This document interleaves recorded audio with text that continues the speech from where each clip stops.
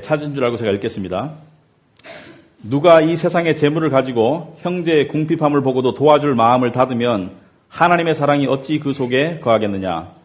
자녀들아, 우리가 말과 혀로만 사랑하지 말고 행함과 진실함으로 하자. 이로써 우리가 진리에 속한 줄을 알고 또 우리 마음을 주 앞에서 굳세게 하리니 이는 우리 마음이 혹 우리를 책망할 일이 있어도 하나님은 우리 마음보다 크시고 모든 것을 아시기 때문이라. 기도하겠습니다. 하나님 아버지, 오늘도 저희들 이 자리에 불러주시고 또 하나님의 말씀을, 복음의 말씀을 들을 수 있도록 하심을 감사합니다. 예수님께서 말씀하시기를 너희가 구원을, 영생을 얻는 줄 알고 성경을 상고하거니와 이 성경이 나에 관한 것이라고 주님이 말씀하셨습니다. 우리가 이 예수 그리스도의 중심성을 우리가 항상 기억하고 우리가 말씀을 바라볼 때 예수님의 복음의 눈으로 말씀을 바라볼 수 있도록 하옵시고 또 우리의 말씀이 우리의 주관적인 삶과 우리의 체험들을 지배하고 또 다스리고 변화하도록 하옵소서. 우리에게 필요한 복음의 말씀을 주시옵기를 간절히 소망합니다. 예수님의 이름으로 기도합나이다. 아멘. 오늘 본문 말씀은 이 한마디로 말하면 사랑과 행함의 역학관계를 보여주고 있습니다. 사랑과 행함의 역학관계. 무슨 말이냐면 사랑을 받았다면, 사랑을 깨달았다면, 특히나 하나님의 사랑을 받았다면, 깨달았다면 거기에 대해서 당연히 행함이 나올 수밖에 없다는 것을 오늘 본문이 이야기하고 있습니다. 그래서 17절에 보시면 누가 이 세상의 재물을 가지고 형제의 궁핍함을 보고도 도와줄 마음을 닫으면 하나님의 사랑이 어찌 그 속에 거하겠느냐. 누가 재물이 있으면서 옆에 형제가 굶주리거나 어떤 특별한 필요의 공궁에 처해 있는데 그 형제의 필요를 보지 않고 보살피지 않는다면 재물이 있음에도 불구하고 어찌 사랑한다고 하나님의 사랑을 받았다고 말할 수 있겠는가. 그래서 이 본문의 말씀은 단지 주위에 가난한 형제들을 도와주라는 말씀이 아닙니다. 이 말씀은 하나의 본보기이지 우리의 믿음이 하나님의 사랑을 받은 우리의 믿음이 그 행위로 나올 수밖에 없음을 이야기하는 것입니다. 그래서 에이미 카마이클이라고 20세기 초에 인도에서 약 50여 년 동안 선교사로 활동했던 여자분이 이런 말씀을 했습니다. 무슨 말이냐면 사랑함이 없어도 드릴 수는 있지만 드림이 없이는 사랑할 수 없다. 사랑함이 없이도 드릴 수는 있지만 드림이 없이는 사랑할 수 없다. 그래서 자기가 하나님의 사랑을 받았고 거기에 관한 믿음이 있다면 그것이 행위로 나올 수밖에 없다는 것을 이야기하고 있습니다. 그래서 우리가 믿는 하나님의 사랑과 진리는 반드시 그에 따른 행동과 삶의 변화로 나타날 수밖에 없음을 이야기하고 있습니다. 그래서 이 야고보는 이렇게 말했습니다. 행함이 없는 믿음은 죽은 믿음이다. 너희가 정말 믿음이 있다면 그 믿음이 행위로 나와야 된다고. Works without faith is dead. 행함이 없는 믿음은 죽은 믿음이라고 이야기했습니다. 그런데 로마서 3장 28절을 보면 또 이런 말씀이 있습니다. 그러므로 사람이 의롭다함을 얻는 것은 율법의 행위에 있지 않고 믿음으로 되는 줄 우리가 인정하노라. 사람이 하나님 앞에 의로워진다는 것은 하나님의 자녀가 되고 하나님께 구원을 받기 위해서 행함은 소용이 없다고 이야기하고 있습니다. 그래서 루터는 이 로마서를 좋아했기 때문에 행함이 없는 오직 은혜로, 오직 믿음으로, 오직 예수 그리스도로 구원을 받는다는 그 닥트린을, 그 교리를 재발견했던, 복음의 진리를 재발견했던 루터는 공교롭게도 야고보서 말씀을 싫어했습니다. 그래서 야고보서가 성경에 포함되지 않았으면 좋았을 것을 이라고까지 했는데 루터가 그렇게 말한 이유는 이 행함에 대한 이 두 가지 다른 행함을 이해하지 못했기 때문인 것입니다. 여기에 로마서에 나와 있는 행함과 야고보서에 나와 있는 행함은 같은 works, 같은 행함의 단어이지만 뜻이 다릅니다. 로마서에 나와 있는 행함은 그 사람의 행함을 통해서 하나님 앞에 인정받고 하나님 앞에 의를 얻고 그래서 하나님의 구원을 얻을 수 있는, 그래서 구원의 조건으로서의 행함이라면 야고보가 말하는 행함은 구원을 받은 자가, 하나님의 사랑을 입은 자가, 하나님의 사랑을 믿는 자가 그에 대한 반응으로 나오는 행함을 이야기하기 때문에 첫 번째 행함은 구원의 조건으로서의 행함이지만 두 번째 행함은 구원에 대한 반응에서 나오는 행함입니다. 그러므로 두 행함은 완전히 다른 종류의 행함인 것을 우리가 알아야 합니다. 그래서 이 행함이라는 것을 종합해 볼 때 교회 내에는 세 종류의 사람이 있을 수 있습니다. 첫째는 행함이 없는 사람. 어찌됐든 간에 교회는 나오지만 행함이 없는 사람, 삶의 변화가 없는 사람, 드림이 안 되는 사람, 자기 자신의 삶을 하나님을 위해서 살아가기가 불가능한 사람. 그리고 두 번째로는 행함이 있는 두 종류의 사람이 있습니다. 첫 번째 종류의 사람은 하나님께 인정받고 축복받을 목적으로 열심히 행하는 사람, 또는 하나님께 벌받을까 봐 두려워서 열심히 행하는 첫 번째 부류에 행하는 사람이 있고, 두 번째 부류에 행하는 사람은 하나님께 받은 사랑과 은혜가 감사해서 예수 그리스도의 십자가에 감격해서 그리고 복음에 의해서 삶이 변화돼서 행하는 이 두 종류의 사람이 있는데, 여기서 말하는 행함이라는 것은 이 요한이 말하는 행함, 야고보가 2장에서 말하는 행함은 하나님의 복음의 은혜에 감격해서 하나님의 사랑을 깨달았기 때문에 나 같은 죄인 살리신 그 은혜에 감격해서 나오는 그 믿음의 반응의 행함을 이야기하고 있습니다. 그렇다면 내가 아직 하나님을 사랑할 수 없고 아직 나의 행함에 변화가 없다면 그것은 그 사람이 게을러서가 아닙니다. 그것은 그 사람이 이기적이라서가 아닙니다. 그 이유는 그 사람이 아직 하나님의 사랑을 모르기 때문입니다. 하나님의 사랑을 알고 그대로 남아있을 수 있는 사람은 없습니다. 하나님의 사랑은 우리의 삶을 얼마든지 깊이 있게 변화시킬 수 있는 그러한 능력이 있기 때문에 하나님의 사랑을 깨닫고 난 다음에 그대로 있다는 것은 그것은 하나님의 사랑을 깨닫지 못했다는 증거밖에 되지 않습니다. 그러므로 우리가 우리의 삶의 변화가 없거나 우리의 삶의 나아짐이 없다는 것은 우리의 삶을 바라볼 것이 아니라 바로 예수 그리스도의 복음을 통한 하나님의 은혜를 바라봐야 합니다. 왜냐하면 인간이 사랑을 알 수 있는 길에는, 하나님을 알 수 있는 길에는 세 가지가 있습니다. 첫째는 자연을 통해서 알 수 있습니다. 둘째는 자신의 마음을 통해서 알 수 있습니다. 그리고 마지막으로 말씀을 통해서 알 수 있습니다.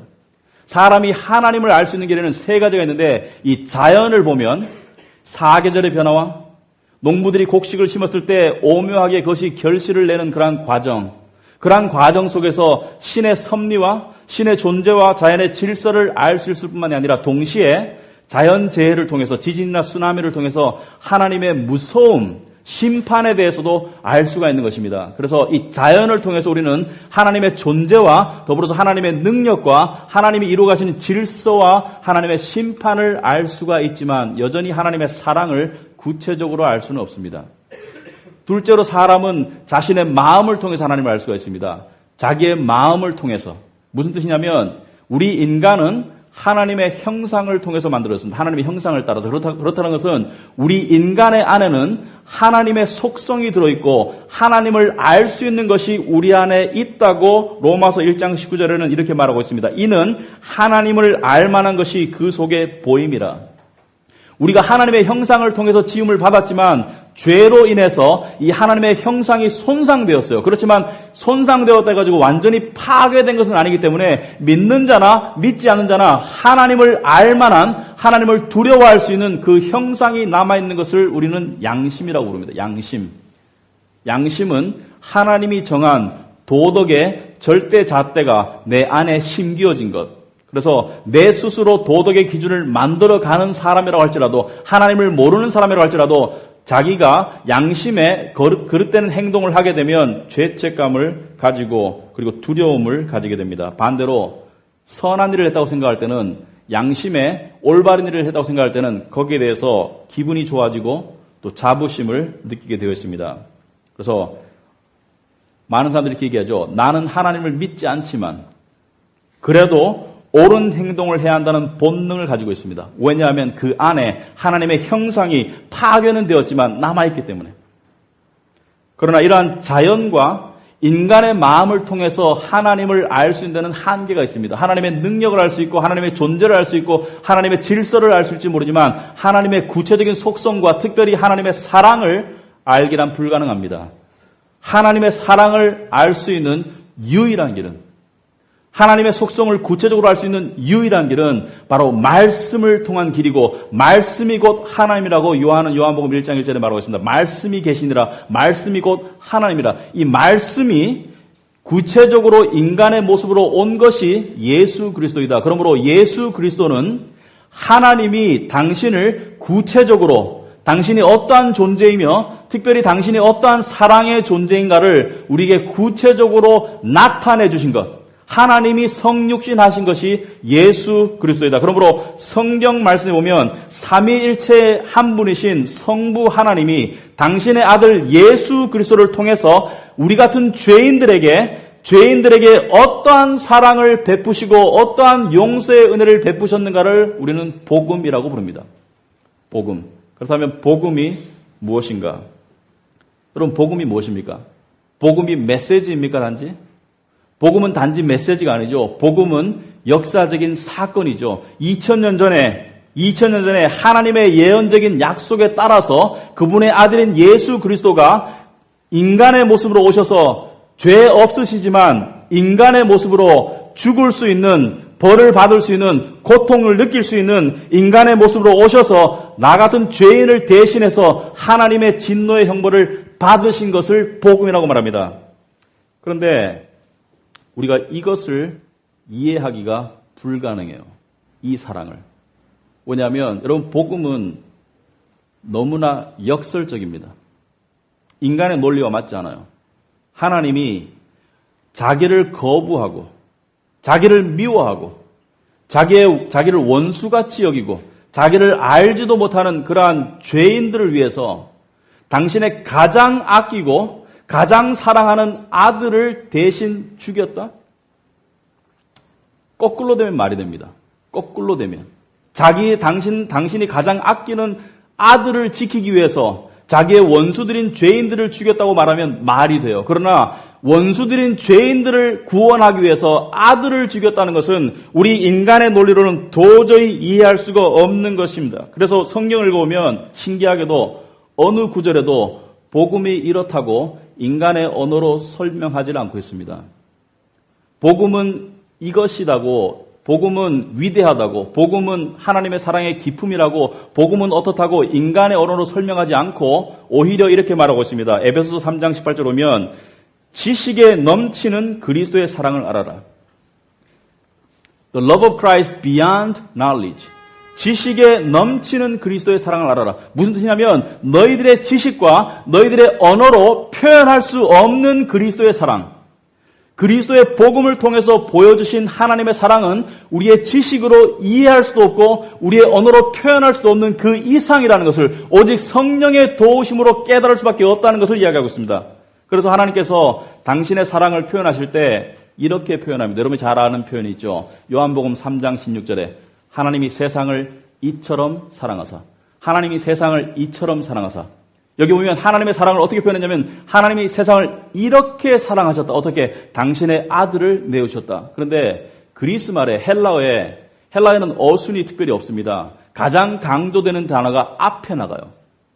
그래서 가장 강조하고 싶은, 이 저자가 가장 강조하고 싶은 단어가 그것이 명사이든 동사이든 주어이든 목적어이든 또는 부사까지도 앞에 나갈 수 있습니다. 그런데 여기 보면 이 헬라어 원어의 가장 앞에 있는 것은 하나님도 아니고 세상도 아니고 당신의 아들도 아니고 후토스라는 부사입니다. 이 부사는 무슨 뜻이냐면 in this manner, in this way. 이런 식으로 하나님이 세상을 사랑해요. 이런 식으로. 어떤 식으로? 당신의 아들을 내어주는, 당신이 가장 사랑하는 아들을 내어주는 이 방법으로 하나님이 우리를 사랑하셨다는 것은 인간의 언어로 표현할 수 없는 하나님의 사랑을, 하나님이 당신의 아들을 내어주는 그 행위를 통해서 당신의 사랑의 정도와 당신의 사랑의 종류를 우리에게 알려주셨다는 것을 말씀하고 있습니다. 그러므로 죄인을 향한 하나님의 사랑은 그들을 위한 당신의 구체적인 행동으로 표현되셨지 말로 표현할 수 없다는 것을 이야기하고 있습니다. 최근에 우리나라에서 흥행하는 영화 중에 변호사라는 영화가 있습니다. 여러분 보셨는지 모르겠는데, 저는 봤습니다. 봤으니까 이야기하겠죠, 당연히. 이 변호사라는 영화를 지난주에 제가 봤는데, 바쁨에도 불구하고 우리 사랑하는 아내의 생일이어서 제가 영화관을 데려갔습니다. 봤는데, 이 영화에 보면 송강호가 송 변호사로 나오죠. 1980년도 부산을 중심으로 군사정권 아래에서 이 국가보안법 위반으로 잡힌 한 대학생과 그들의 친구를 변론하는 내용이 변호사의 내용입니다. 그런데 이 영화에 보시면 이 한 대학생이 홀 어머니와 식당을 하며 살아요. 그런데 이 대학생이 이 친구들과 독서 클럽을 만들어서 책을 읽고 그리고 야학을 하면서 이 사회 봉사에 힘쓰는데 이 사회를 군사 정권의 실력으로 다스리려고 했던 그 당시 군사 정부가 그들에게 무고한 모함을 합니다. 그래서 어떤 무고한 모함을 씌워서 이들이 국가 불온서적을 읽으면서 국가 전복을 꾀했다고 해서 이 학생과 나머지 대학생들을 잡아서 가둬서 고문을 합니다. 거짓 자백을 받아내기 위해서. 근데 이 부모도 모르는 사이에 아들이 잡혀간 것입니다. 어머니도 모르는 사이에. 이 어머니는 아들이 어디 간 줄 몰라요. 그래서 부산을 2달 동안 이잡듯이 뒤지고 다닙니다. 심지어 시체 보관소까지 갑니다. 아들이 죽었는가 싶어서 연락이 없어서. 근데 어느 날 이 아들이 경찰서에 끌려갔다는 사실을 알게 됩니다. 그런데 이 송 변호사가 그 집의 손님이었기 때문에 이 변호사를 통해서 아들을 면회할 수 있는 길이 열립니다. 그전에는 면회할 수 없었거든요. 근데 면회를 갔는데 그 장면에 보면 아들이 끌려오죠. 근데 엄마의 얼굴을 쳐다보질 못해요. 너무나 그리웠을 건데. 근데 엄마의 얼굴을 쳐다보는데 자기 의사 표현을 못해요. 하도 두드려 맞고 거짓 자백을 많이 해서. 근데 아들의 몸이 이상한 것을 느낀 엄마가 아들의 등을 열어봅니다. 근데 등에 보니까 멍자국이 없는 곳이 없어요. 그래서 보니까 아들의 뼈도 부러진 것 같아요. 왜? 몸을 가누지를 못하니까. 그래서 아들을 와락끈하면서 울어요. 울면서 왜 이렇게 됐냐고. 누가 너를 이렇게 만들었냐고. 그렇게 절규하면서 우는 장면이 나옵니다. 그런데 그 영화를 보면 이 아들은 몽둥이에 두드려 맞은 것만이 아니라 이 물고문을 당했죠. 욕탕에 머리를 처박히고 물고문을 당하고 철봉대에 통닭처럼 빨가벗겨서 매달리기까지 하고 밥을 줘도 먹을 수가 없죠. 먹으면 다 토하니까 고문을 받아서. 그리고 이 통닭처럼 매달려있던 아들을 떨어뜨리고 난 다음에 그 위에 천을 덮어서 이 형사들이 먹던 라면 국물을 그 위에 붓습니다. 뜨겁고 매운 라면 국물을. 이렇게 고문을 당한 다음에 이 아들이 거짓 자백을 해요. 자기가 간첩과 접선했다고. 그리고 법정에 서는데 그 법정에서 나온 아들의 모습과 겁에 질린 모습과 변호사 그리고 방청객에 앉아있는 어머니의 모습을 카메라가 번갈아 비추죠. 근데 저에게 든 생각이 이것입니다. 만약 내 아들이 저런 경우를 당했다면 나는 어떻게 할 것인가? 여러분에게 말해주고 싶지 않아요. 너무 잔인해서. 가만 안 뒀을 것 같아요. 내 아들이 만약에 저렇게 무고하게 두드려 맞고 고문당하고 그리고 저렇게 망가지게 되었다면 벌벌 떨고 있고 진실을 말할 수 없고 거짓 자백을 했다면 나는 어떻게 할 것인가? 나는 가만히 있지 못할 것 같아요. 그런데 목사는 영화를 그냥 볼 수 없습니다. 직업병 때문에. 그래서 생각해 봤습니다. 예수 그리스도는 죄 없으신 예수 그리스도는 무고하게 채찍에 맞으시고 가시면류관을 쓰시고 고문만 당하신 게 아니죠. 십자가에 죽었어요. 근데 예수 그리스도를 죽을 때 예수님은 물론이지만 하나님 아버지는 그걸 멈추실 수 있었어요. 멈췄어도 됐어요. 하나님이 그걸 멈춘다고 하나님의 공의가 사라지는 게 아니고 오히려 더 쓸 수 있었습니다. 하나님께서 멈추실 수 있는 충분한 이유와 충분한 능력이 있었지만 예수님이 나의 하나님, 나의 아버지 어찌하여 나를 버리시나이까라고 절규하는데도 아버지는 눈을 감으시고 하나님 아버지는 당신의 가슴이 찢어지면서도 멈추질 않고 자식이 죽도록 내버려뒀습니다. 왜? 바로 여러분을 우리 같은 죄인을 사랑하셨기 때문에. 여러분 그 전날 예수님이 십자가에 죽기 그 전날 겟세마네 동산에서 했던 기도 아세요? 피땀을 흘리면서 예수님이 신이셨지만 인간의 모습으로 오셨기 때문에 그 고통과 그 죽음과 그 수치를 아셨기 때문에 미리 아셨기 때문에 그것에 대한 부담감과 그것에 대한 두려움 때문에 아버지 할 수만 있으면 이 잔을 내게서 옮겨주옵소서라고 피땀을 흘리면서 아버지께 절규했지만 아버지는 잔을 옮겨주지 않으시고 아들은 이렇게 말했습니다. 내 뜻대로 마옵시고 아버지의 뜻대로 하옵소서.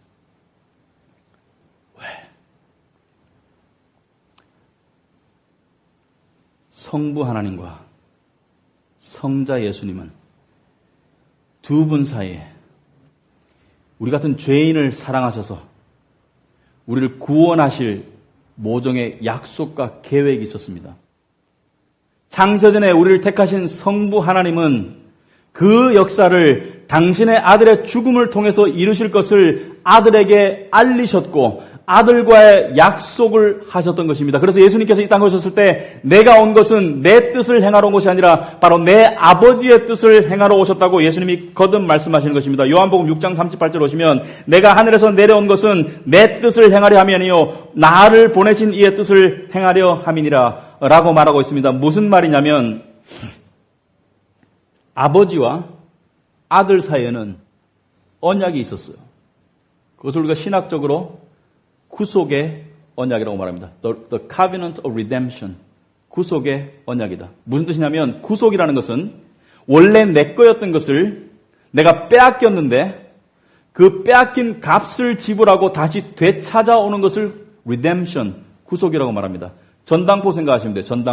전당포에 내 물건 맡겼는데 그 물건 값을 치르고 다시 되찾아오는 것을 구속이라고 말합니다. 하나님께서는 당신의 자식을, 당신의 자녀들을, 당신의 백성들을 다시 되찾기 위해서 당신의 아들의 죽음의 순종을 요구하시는 그러한 언약을 맺으셨다. 구속의 언약에 따라서 성부 하나님은 우리의 구원을 계획하셨고 창세전에 구원받을 자들을 선택하셨고 그리고 아들은 그 계획에 따라 구약의 예언에 따라 이 땅에 오셔서 그 구속의 역사를 이루셨고 성령 하나님은 그것을 우리에게 전달하시고 우리가 깨닫게 하시고 우리가 그것을 받아들일 수 있도록 역사하시는 것이 이 삼위일체 하나님께서 이루신 것입니다. 그러므로 이 진리와 이 사랑을 아는 사람은 더 이상 옛날처럼 살기가 불가능합니다. 여러분이 예수 그리스도의 은혜를 알면 알수록 이 복음의 양파를 껍질을 벗기면 벗길수록 그 빛이 그 복음의 진리가 나의 죄와 나의 허물을 드러내면 낼수록 나는 죽었어야 되는데 나는 내가 죽었어야 되는데 그러나 내가 죽을 자리에 예수 그리스도가 대신 죽음으로 말미암아 나에게 구원과 용서의 은혜가 주었을 뿐만 아니라 내가 하나님의 자녀가 되고 천국을 얻었다는 이것을 깨달을 때마다 나는 이대로 살 수가 없는 것이죠. 나는 이전처럼 살 수가 없는 것이죠. 나는 하나님의 종이 될 수밖에 없는 것이죠. 왜? 하나님이 나를 사셨기 때문에. 이것이 복음에 의한 삶의 변화죠. 이 구원의 진리가 행동으로 나타나야 함을 요한은 19절에 이렇게 이야기하고 있습니다. 이로써 우리가 진리에 속한 줄을 알고 여러분에게 세상 사람들이 내릴 수 없는 결정들, 세상 사람들이 이해할 수 없는 삶의 변화가 없다면 여러분에게는 구원의 증거가 없는 것입니다.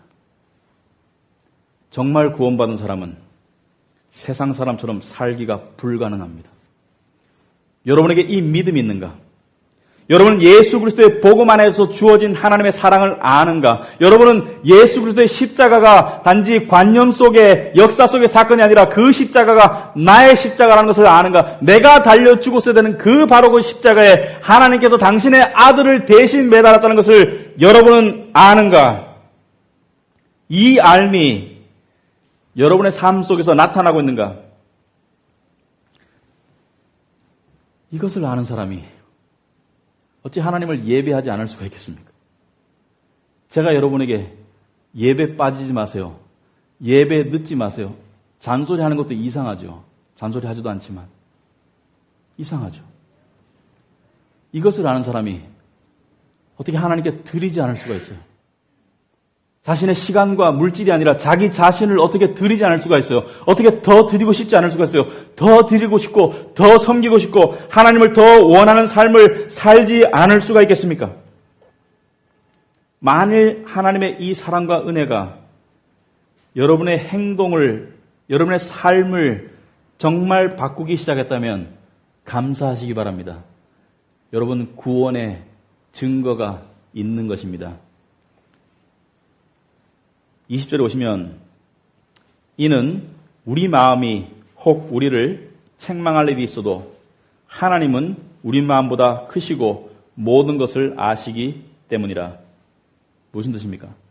우리 마음이 혹 우리를 책망할 일이 있어도 우리가 구원받은 자로서 성령이 있는 우리가 하나님의 말씀을 깨달은 우리가 책망할 일이 있을 수가 있습니다. 그런데 하나님은 우리보다 더 크시다는 것은 하나님은 우리의 허물을 우리가 보는 것 이상으로 보신다는 것이죠. 그러므로 우리는 우리가 지금 알고 있는 것 이상으로 망가져 있고 그 망가져 있고 죄를 가지고 있는 우리를 하나님은 다 아시고 용서하셨는데 우리는 이 복음의 진리를 통해서 우리의 허물을 좀 더 깨달아갈 것이고 그 깨달음을 회개하고 뉘우치고 그것을 고침받고 그것을 예수 그리스도의 믿음으로 다시 나아가는 것을 신앙생활이라고 말할 수 있습니다. 그러므로 우리에게는 두 가지 결단이 필요합니다. 첫째, 해야 하는 줄 알면서도 하지 않는 것 죄입니다.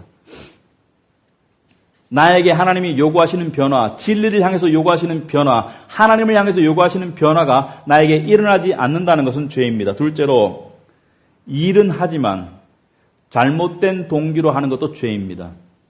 이 복음이 동기가 안 되는, 하나님의 사랑이 동기가 안 되는 모든 것이 겉으로는 훌륭해 보일지 모르지만, 겉으로는 종교적으로 경건해 보일지 모르지만, 겉대기만 종교적이지 안에는 죄입니다. 구체적으로 말씀해 보겠습니다. 적용을. 첫째는 하나님이 대단한 일을 하라는 것이 아닙니다. 하나님이 여러분에게 원하시는 것은 대단한 일이 아닙니다. 어떤 사람은 대단한 일만 원해요. 그래서 일을 할 수가 없어요. 대단한 일을 원하는 사람의 동기는 하나님이 아닙니다. 대단한 일을 위해서 대단해지고 싶어하는 자기 영광 추구의 동기일 때가 많습니다. 누가복음 16장 10절에 보시면 지극히 작은 것에 충성된 자는 큰 것에도 충성되고 지극히 작은 것에 충성된 자는 큰 것에도 충성되고 하나님이 나에게 하기를 원하시는 지극히 작은 것을 시작하는 자가 하나님의 종된 자입니다. 일의 종류와 크기는 종이 정하는 게 아니에요. 일의 종류와 크기는 주인이 정하는 것이죠. 주인이 하라는 것을 종은 하는 것이죠. 두 번째로 내가 하고 싶은 특정한 일만 하려는 것, 동기를 짚어봐야 됩니다. 어떤 청년이 지방에서 이 교회를 섬겼는데 찬양대에서 드럼을 쳤습니다. 그래서 사람들에게 드럼 잘 친다고 칭찬도 받고 그 다음에 스포트라이트를 받고 이랬는데 서울로 직장을 오게 되었어요. 근데 서울에 와가지고 교회들을 찾아다닙니다. 그런데 교회들을 찾아다니면서 이 친구가 보는 교회는 이것입니다. 내가 어디서 드럼을 칠 수 있을까? 작은 교회는 안 가죠. 왜냐하면 관중이 많아야 되니까. 그래서 중견교회 이상을 사이즈가 되는 교회를 찾아다닙니다. 그래서 드럼을 칠 수 있는 곳. 예배 시간에 예배 집중할 수가 없어요. 왜? 드럼 치는 사람을 보면 저 자리가 내 자리가 돼야 되는데. 그래서 은근히 드러냅니다. 나 드럼 잘 쳐.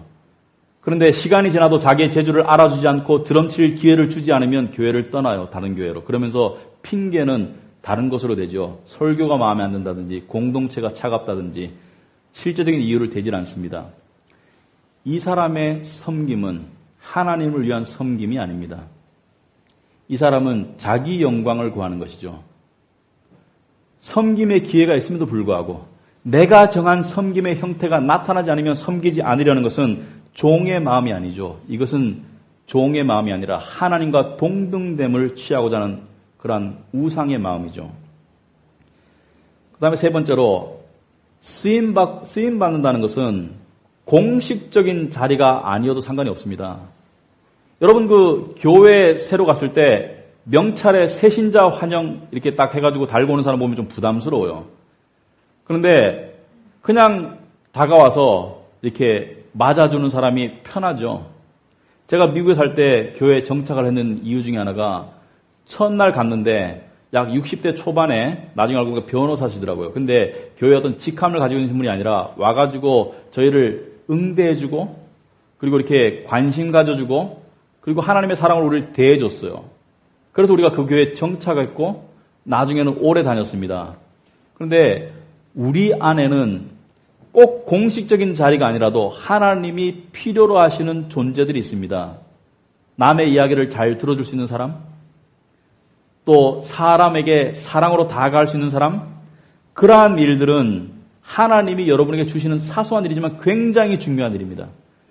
그리고 또 마지막으로 내가 불편함을 느끼는 분야를 생각해 보세요. 내가 불편함을 느끼는 분야. 그 분야가 하나님이 아마도 여러분에게 하기를 원하시는 분야일지 모릅니다.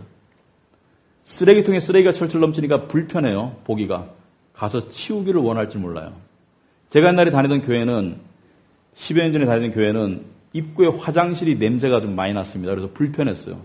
주일날 들어갈 때마다 화장실 냄새가 너무 불편해가지고 불평을 한참 하고 있는데 어느 날 갑자기 그런 생각이 들었습니다. 왜 내가 한다는 생각을 못했을까? 그래서 제가 목사님에게 허락을 받고 화장실 청소를 매주 했습니다. 제 자랑이 아니라 화장실 청소를 매주 하고 화장실에 방향제를 달고 전등을 갈아 끼우고 화장실 아름답게 꾸미기를 했는데 그 일이 얼마나 즐거운지 몰라요. 왜냐하면 그 일이 굉장히 사소한 일인 것 같지만 저에게는 상당히 기분 좋은 일이었습니다. 왜? 하나님이 저에게 주신 일이라고 믿었기 때문에. 마지막으로 우리에게 주어진 가장 중요한 일은 복음의 공동체인 교회를 사랑하는 것입니다. 여러분, 교회는 우리가 만든 것이 아닙니다. 교회는 예수 그리스도가 머리이시고 예수 그리스도가 몸인 것이 교회입니다. 그러므로 이 교회는 아주 중요한 공동체입니다. 이 교회는 하나님의 진리와 하나님의 복음과 하나님의 사랑을 가지고 있는 저장소입니다. 우리 교회는 복음의 진리를 가지고 있고 유지하고 사수하고 보존하고 싸워나가야 되는 공동체입니다. 그러므로 우리 교회에서 진정한 교인들은 서로 뭉쳐야 돼요. 서로 연결이 돼야 돼요. 그래서 정말 여러분이 크리스찬이고 정말 여러분이 하나님의 사랑을 안다면 한 교회를 정해서 그 교회에 커밋해야 됩니다. 교회를 데이트하러 다니면 안 돼요. 데이트 기간이 필요해요. 그러나 한 교회가 이 교회가 내가 원하는 진리가 있고 이 교회가 내가 원하는 복음이 있으면 그 교회에 소속해서 의미 있는 삶을 살아가셔야지 그것이 하나님이 원하시는 삶입니다. 물론 데이트 기간이 필요하죠. 왜냐하면 함부로 결혼할 수는 없으니까. 그래서 기억하시기 바랍니다. 우리의 삶에 하나님은 열매를 원하세요. 그러나 그 열매는 내가 만들 수 없고 그 열매는 나의 인간적인 동기로 나와서 안 됩니다. 우리가 할 것은 복음을 깨달아는 것입니다. 복음의 능력과 복음의 은혜와 복음에 미치기 때문에 내 삶이 미치도록 변할 수 있는 것. 그것이 하나님이 원하시는 삶입니다. 기도하겠습니다. 하나님 아버지 감사합니다. 우리가 입이 10개가 있어도 하나님의 은혜를 다 감사할 수 없음을 고백합니다. 우리는 죄인이었지만 하나님의 은혜로 당신의 자녀가 되었고 우리는 지옥에 갈 운명이었지만 하나님의 구속의 은혜로 우리가 천국을 얻게 되었습니다. 모든 것이 당신의 은혜로 주어졌고 우리가 한 것은 아무것도 없습니다. 그러나 이제 우리가 영광스러운 하나님을 위해서 살 수 있는 이 특권이 주어졌습니다. 이것은 우리의 부담이 아니라 이것은 단지 우리의 의무가 아니라 이것이 우리의 특권이라는 것을 우리가 다 깨달을 수 있도록 하옵소서. 예수님 이름으로 기도합나이다. 아멘.